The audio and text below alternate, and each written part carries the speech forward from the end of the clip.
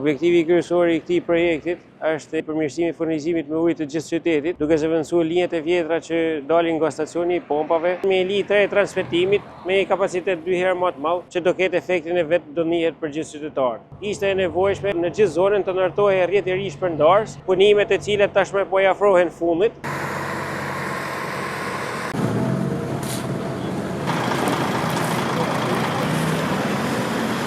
Do mbyllen asfaltet dhe betonet e trotuaret, të cilat janë prej nga punimet tona. Shpresoj të kena gjetë mirëkuptimin e qytetarëve, ashtu siç e kena pasur në terren për ditë gjatë punimeve. Jemi në fazën e parë të aplikimit shtresave të asfaltike konkretisht në rrugën nacionale Shkodër-Hani-Hodit. Shtrirja e tubave të transmetimit linjës kryesore kërkon procedurën e vet, duhen përmbush sipas standardeve dhe specifikimeve teknike të projektit. Fatmirësisht sot mas gjitha procedurave të kryera, qoftë me testet e presionit për tubat për kasë të shtrirë, qoftë edhe me testet e ngjeshës të shtresave rrugore, sot po fillojmë me fazën e parë të aplikimit të shtresave asfaltike. Aplikimi I shtresave asfaltike e ka marrë rrugën e vet. Brenda një kohë shumë shkurtër do përfundohet e gjitha shtresa asfaltike e rrugës nacionale. Kërkojmë edhe mirëkuptimin e njerëzve që qarkullojnë me makina për një kohë shumë shkurtër. Rruga do rikthehet në gjendjen e mëparshme me standardet e kërkuara dhe me specifikimet e përkatësit.